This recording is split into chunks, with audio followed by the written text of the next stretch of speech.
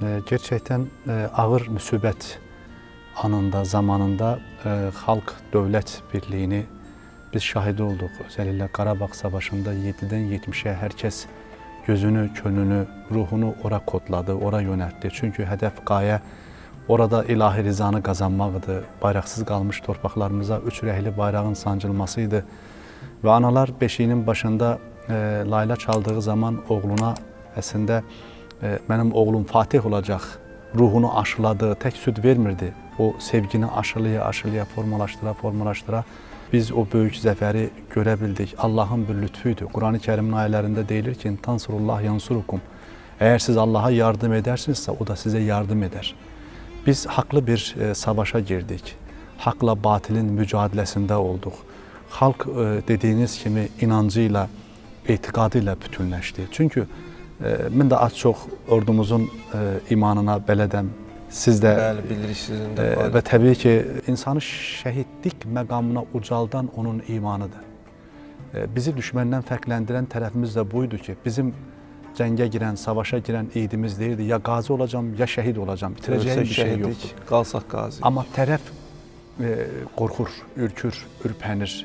Çünki onun şəhidliyi anlayışı yox, qazilik düşüncəsi yox, onun əlində bizim kimi bir inancı yox, bir kitabı yox və belə bir kəfərənin bu torpaqların üzərində 30 il köstəbəklər kimi dəlib deşməsi, o Haniyanın səddinin qurulması, bağışlarsınız, o kukla kim idi? Əslində onun arxasında böyük generalların fikirləri, məfkurəsi vardı və Azərbaycan xalqı sadəcə ermənilərlə savaşmadı. Dəmir yumruq oradakı böyük bütü sındırdı. Erməni bütünü sındırdıktan sonra dünyada görürsünüz bütə meyilli xalqlar, millətlər o büt sınandan sonra yardıma başladılar.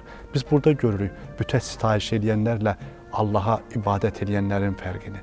Baxın, Azərbaycan xalqının bu böyük qəhrəmanlığı nereden, hardan geldi, formalaştı? Belə formalaşmasının səbəbi onun daxilindəki imanıdır, onun ehtiqadıdır.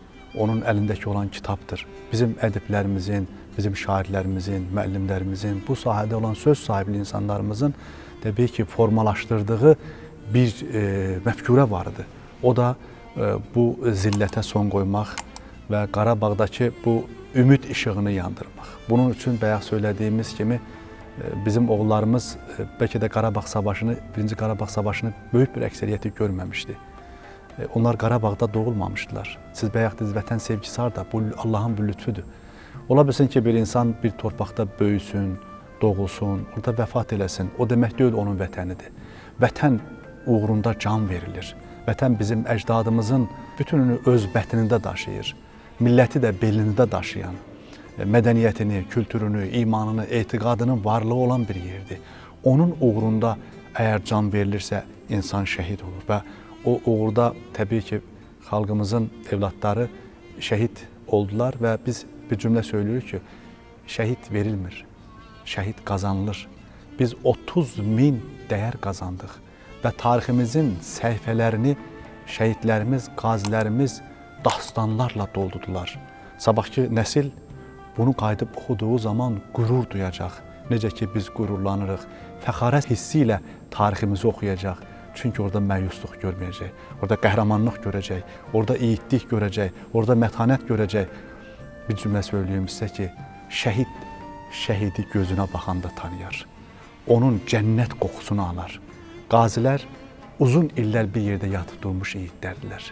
Onlar bir baxışdan bir-birini anlayan insanlardı. Və biz həmişə bu duanı edirik ki, Allah'ım gecə gündüz o barıt qoxuyan səngərlərimizdə şərəfimizi, namusumuzu qoruyan əskərlərimizi hifz elə. 10 milyonluq bir xalq əslində 44 gündə ordumuzla bir yerdə oldu. Xatırlayırsınız 90 yaşında yaşlı bir babamızı, atamızı əli əsə-əsə aldığı təqaüdü cəbhədə savaşan oğullara göndərməsini və yaxud da bir şey deyil, səhər-səhər yumurtanı pendiri ilə bərabər əskərlərimizə təslim edən balacalarımızı gördü. Yəni, bayaq söylədiyiniz kimi oğlu şəhid olub evinə gəldiyi zaman şəhid anası kimi davrandı, mətanətini ortaya qoydu. Baxın, bu duruş, bu dayanış, bu direniş gücümüzü artırdı. Əslində bu imandan qaynaqlanan, iman günəşinin insanın könlünün coğrafyasına fərqli bir gücü salmasıyla insan bu əlif qamətini əymir. Yalnız Allah qarşısında əyir.